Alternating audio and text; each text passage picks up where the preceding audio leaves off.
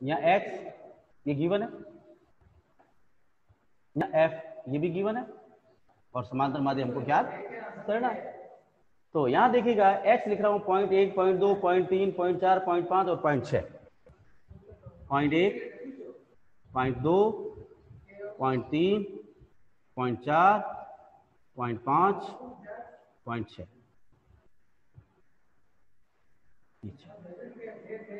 f दिया हुआ है यहाँ पर 30,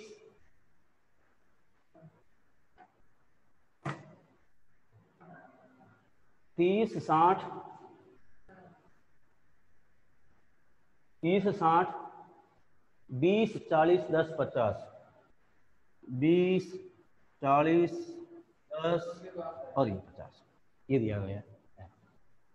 हमारा सूत्र समांतर माध्य ज्ञात करने का सूत्र समांतर माध्य x बार बराबर प्रश्नवाचक चिन्ह x बार ज्ञात करना, लेकिन f दिया गया है तो हमारा सूत्र हमें पता है कि ये लगेगा सिग्मा fx बटा सिग्मा f।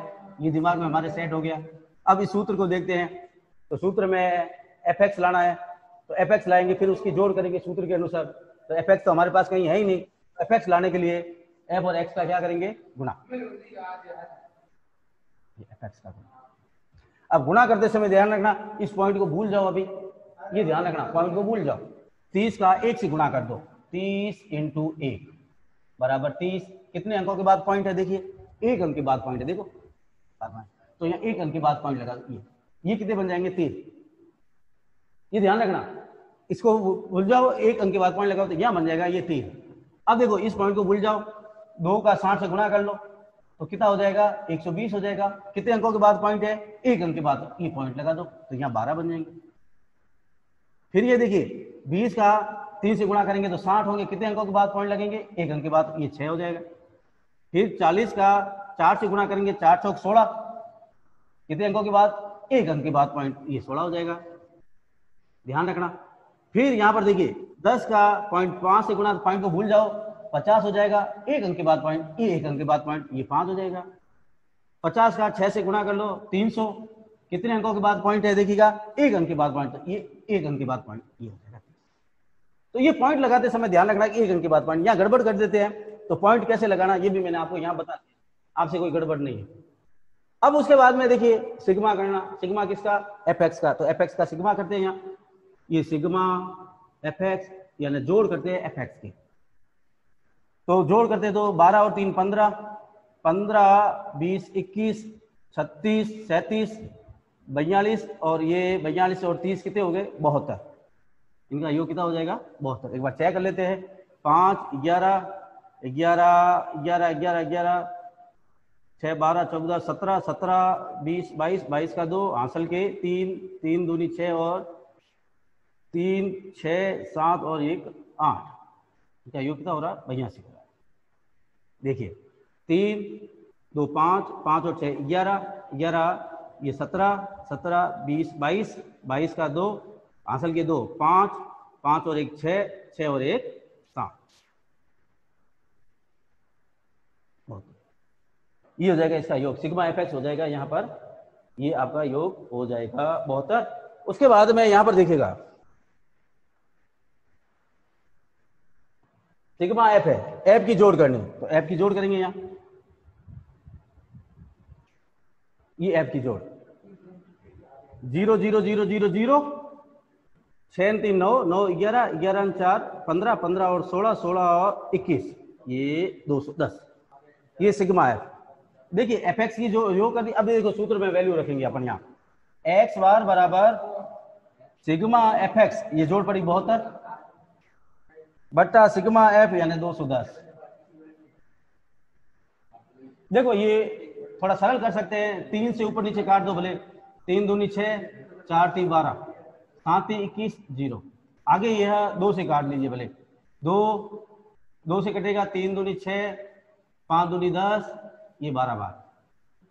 तो x बार बराबर हो जाएगा 12/35। और ये काटना जरूरी नहीं है, आप 72 में 210 का भाग भी दे सकते हैं डायरेक्ट, तो भी हो जाएगा।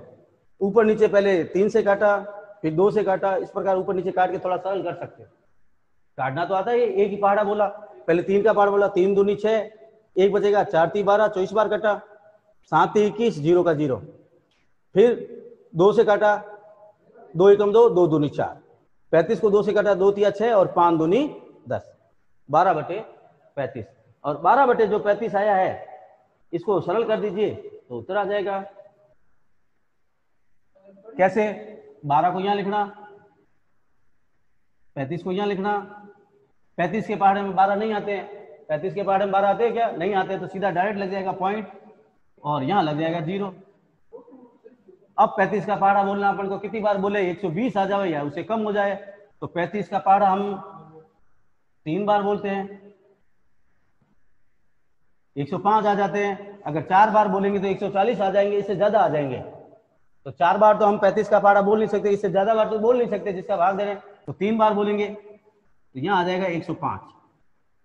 अब इसको घटा देंगे, 10 में से 5 गई 5, यहाँ बचेगा 1, यहाँ 0 का 0। अब यहाँ पर देखिए, यहाँ आप ये 0 लिख देंगे, ठीक है कि नहीं, अपनी ओर से। तो 35 का पहाड़ा कितनी बार बोलेंगे? 150 आ जाए, तो 35 का पहाड़ा हम ज्यादा से ज्यादा 4 बार बोल सकते हैं, अभी आपको बताया तो 140 आ जाएगा, 140। और यहाँ 150 है, यहाँ कितने? 150। अब 5 बार तो बोल नहीं सकते, 5 बार बोलेंगे तो इससे ज्यादा हो जाएंगे, 5 बार बोलेंगे तो क्या हो जाएगा? इससे ज्यादा हो जाएगा, तो यहाँ 4 आ जाएगा और यहाँ आ जाएगा 140। और यहाँ अब अपन को क्या है कि ये जो उत्तर आया 0.34, यानी 12 में 35 का भाग देंगे तो उत्तर आ जाएगा 0.34, और ये हमारा समांतर माध्य निकल जाएगा। और ये जो भाग मैंने किया है ये रफ में करना है आपको, फेयर कॉपी में नहीं करना।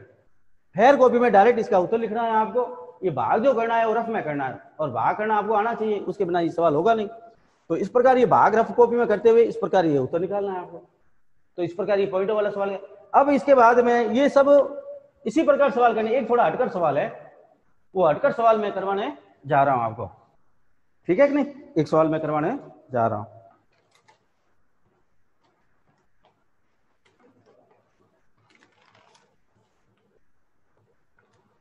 देखिए क्वेश्चन नंबर 7 बहुत मोस्ट है, कई बार परीक्षा में आ चुका है, इसीलिए थोड़ा ध्यान देंगे। 7वां सवाल हटकर है।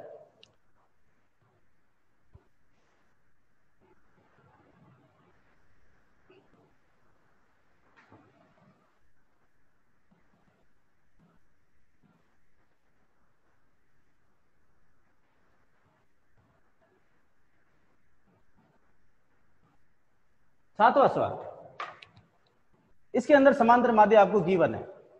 देखिए x बार बराबर आपको गिवन है, देखिए हटकर है इसलिए क्योंकि x बार अभी तक आप निकाल रहे हो, x बार गिवन है, समांतर माध्य आपको पहले से दिया हुआ कि समांतर माध्य ये x बार आपको गिवन है, p बराबर प्रश्नवाचक चिन्ह है, p बराबर प्रश्नवाचक चिन्ह, p बराबर प्रश्नवाचक। p क्या है अभी मैं बताता हूं आपको। एक सारणी दे रखी है, वो सारणी में यहां उतार रहा हूं, ये x है और ये f है, ये सारणी में पहले से उतारा हूं। सारणी में आपको दे रखे मान है 3 5 7 9 11 13, 3 5 7 9 11 और ये 13, और उसके बाद में बारंबारता आपको दे रखी है 6 8 15, 6 8 15 p, देखो p यहां आ गया, p 8 और 4, ये 8 और 4। सवाल हटकर है क्योंकि यहां पर हमेशा आपको बारंबारता कुछ न कुछ दे रखी होगी, लेकिन यहाँ अज्ञात है बारंबारता। देखो सवाल समझ में आ गया, इस अज्ञात बारंबारता की वैल्यू आपको ज्ञात करनी, यहाँ बारंबारता क्या आएगी वो आपको ज्ञात करना। ये हटकर मैं आपको पहले ही बता रहा हूं, कभी भी कुछ भी समझ में नहीं आए तो सूत्र लगा दो, सूत्र लगा के उसके अंदर वैल्यू पुट कर दो उसमें, फिर आप सरल करोगे तो अज्ञात अपने आप निकल जाएगा। हर सवाल के अंदर, चाहे बड़ी कक्षा में चले जाओ, चाहे कॉम्पिटिशन में चले जाओ, कहीं पर भी आपको समझ में नहीं आ रहा है, वहां सूत्र लगा दो, सूत्र में वैल्यू पुट कर दो, सूत्र में वैल्यू पुट करते अज्ञात अपने आप निकल जाएगा, या 2-3 समीकरण बनेंगे, समीकरण से निकल जाएगा। तो ये ध्यान रखना, जब भी समझ में नहीं आवे सूत्र लगा दो, उसमें वैल्यू पुट कर देंगे तो उत्तर अपने आप निकल जाएगा। कैसे? देखिएगा, ये x दिया हुआ है, f वैसा का वैसा सवाल है, समांतर माध्य x बार बराबर 7.5 आपको गिवन है, p बराबर है आपका प्रश्नवाचक चिन्ह। अब देखिएगा यहां पर क्या करना आपको, x बार सूत्र लगाना, सूत्र है सिग्मा fx बटा सिग्मा f, ये सूत्र है, तो fx तो करना ही है, यहां से fx करिए, 3 का 6 से गुणा करेंगे 18, 8 का 5 से गुणा करेंगे 40, 35, 105, 15 का 7 से गुणा करेंगे, 9 का p से गुणा करेंगे तो 9p लिखेंगे, 11 का 8 से गुणा करेंगे 88 लिखेंगे, 13 का 4 से गुणा करेंगे तो 52 लिखेंगे।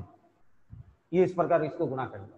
गुणा करने के बाद में इसकी जोड़ करना, देखो fx की जोड़, तो यहाँ fx की जोड़, और यहां करना आपको सिग्मा f यानी f की जोड़, तो सिग्मा fx और f की जोड़, तो यहां देखिएगा जोड़ करेंगे तो ये है ना जोड़, इसको साथ में जोड़ना नहीं, इसको साथ में जोड़ना नहीं, इसको अलग लिखना, क्योंकि यह सजातीय पद नहीं है। सजातीय पदों की देखो ये अक्षर है, ये अक्षर है, ये अक्षर है, ये अक्षर है, ये अक्षर है, अक्षर की जोड़ अलग करना। ये अक्षर नहीं, ये अक्षर है, क्योंकि इसके साथ में पी आ गया, तो 9p को अलग लिखना। तो इसकी जोड़ करना 8 और 5 13, 13 7 20 21 और बने या देखिए x f दिया गया है, fx का गुणा किया, गुणा करने के बाद में fx की जोड़ की। जोड़ करते समय ये ध्यान रखें कि अक्षर अक्षर को जोड़ा, बीजीय व्यंजक को प्लस 9p के रूप में लिखा। इसी प्रकार f की जोड़ की, तो संख्याओं को हमने जोड़ा, चर पद था उसको प्लस p के रूप में लिखा। x बार हमको गिवन था 7.5 p, यानी यह बारंबारता यहाँ क्या होगी वह अज्ञात थी, वो अपन को ज्ञात करनी है।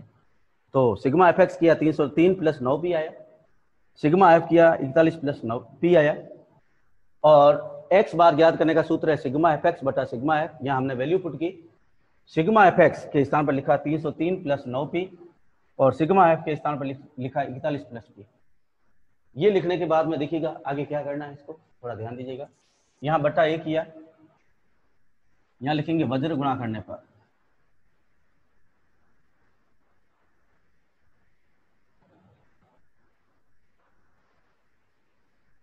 वज्र गुणा का अर्थ क्या होता है, क्रॉस गुणा, क्रॉस मल्टीप्लाई। इसका देखिए, इसका यू गुणा, इसका यू। तो सर्वप्रथम यहाँ नीचे एक है, तो एक का गुणा करेंगे सेम राशि आएगी, तो हम यहाँ लिख सकते हैं 303 प्लस 9p है, जैसा का जैसा हमने लिख दिया। लेकिन यहाँ पर जब हम क्रॉस गुणा करेंगे तो 7.5 का गुणा 41 से करना पड़ेगा और 7.5 का गुणा p से भी करना पड़ेगा। देखो यहाँ गलती कर लेते हैं भैया, क्या करते हैं 7.5 का गुणा 41 से तो कर लेते हैं, लेकिन p से करते ही नहीं। अब इसका गुणा जब 7.5 का गुणा इन दोनों से होगा, क्रॉस गुणा करेंगे ना, क्रॉस गुणा में इसका इससे गुणा हुआ और इसका इससे गुणा हुआ, तो 7.5 का पहले 41 से गुणा करेंगे तो लिखेंगे 7.5 इंटू 41, फिर प्लस का निशान, यहाँ प्लस है तो फिर 7.5 p ऐसा।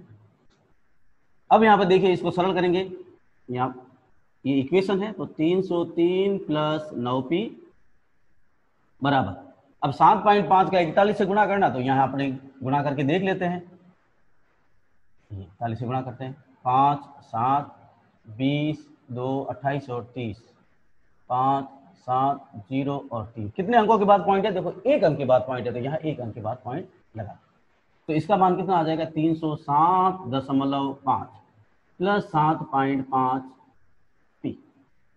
ये हमने थोड़ा सरल कर दिया। यहाँ सरल करने के पश्चात आप थोड़ा ध्यान देंगे, हमेशा अपन करते आए पक्षांतरण। पक्षांतरण शब्द का अर्थ ये होता है कि समान पदों को समान पद के पास में लाना, सजातीय पदों को सजातीय पदों के पास में लाना। सजातीय का मतलब क्या होता है, जैसे p वाले पदों को p वाले पदों के पास में लाना और अक्षर को अक्षर के पास में ले जाना, p वाले पदों को p वाले पदों के पास में लाना, अक्षर को अक्षर के पास में लाना, इसको कहते हैं पक्षांतरण करने पर। तो यहां है पक्षांतरण करने पर, ये पक्षांतरण करने पर। अब देखिए ये 9p है, p वाला पद यहाँ क्या है, ये है ना, ये इसका भाई है, भाई को भाई के पास में लाना। इसका भाई कौन है, इसका भाई और ये दोनों भाई क्योंकि एक जैसे हैं, तो भाई को भाई के पास में लाना। जैसे 9p अपने स्थान पर है, बाएं पक्ष में 9p, ये दाएं पक्ष में, जैसे ही वो इधर आएगा उसका निशान चेंज हो जाएगा, है ना, यहाँ प्लस है तो इधर आ जाएगा तो माइनस का हो जाएगा, माइनस 7.5 p। फिर यहाँ इक्वल का निशान ये पड़ा। अब देखिए ये जो अक्षर पद है ये अपने स्थान पर पड़ा 307.5, ये जो अक्षर पद है 303, ये अक्षर पद है, इसको उधर ले जाना। अब यहाँ धनात्मक है तो उधर जाके किसका हो जाएगा ऋणात्मक, ये माइनस 303। अब इसको घटाना, 9 में से 7.5 गए, 9 में से 7.5 गए तो पीछे क्या बचेगा 1.5 डेढ़ बचेगा। 9 में से 7.5 गए, या घटा दो आप, यहाँ पर यहाँ घटाइए 9.0 लिखिए और यहाँ 7.5 लिखिए, इसको घटाइए, 10 में से 5 गए 5, यहाँ 8 बचेंगे, 8 में से 7 गए 1, तो अर्थात 9p में से 7.5 भी घटाएंगे तो 1.5p बचेगा, ये लिखा। फिर 307.5 में से 303 घटाएंगे तो कितना बचेगा 4.5। कैसे बचेगा 4.5। आपको नहीं समझ में आ रहा तो यहाँ घटा के देख लीजिए, 307 0.5 माइनस 303.0, ये घटाएंगे तो 5 या पॉइंट, 7 में से 3 गए 4, 0 में से 0 गया 0, 3 में से 0 गई 0, यानी इसको घटाएंगे तो 4.5 बचेंगे। देखिए 4.5। अब p बराबर निकालना, क्योंकि अपन को p की वैल्यू निकालनी है। p के गुणा में जो भी होता है, ये p के गुणा में 1.5 है, सामने वाले के बट्टों में चला जाएगा, p अकेला हो जाएगा, ये 1.5 बट्टे में चला गया। अब p अकेला हो गया, अब p की वैल्यू निकालनी, p को अकेला, ये बट्टे में चला गया। अब देखिए इसमें भी एक अंक के बाद पॉइंट है, इसमें भी एक अंक के बाद पॉइंट, तो पॉइंट से पॉइंट आप कैंसिल कर सकते हैं। तो p बराबर हो जाएगा 45/15। 15 का भाग 45 में देंगे तो कितनी बार जाएगा? 3 बार।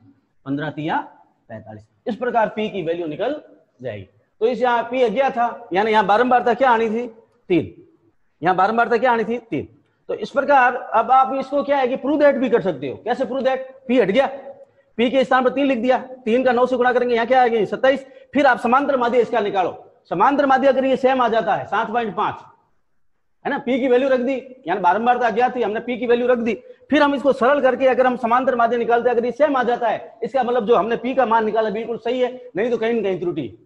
इस प्रकार हम सिद्ध भी कर सकते हैं, प्रूव दैट भी कर सकते हैं, वापस के p की वैल्यू हमने निकाली है वो सही है कि नहीं है, उसकी हम जांच भी कर सकते हैं। तो ये जांच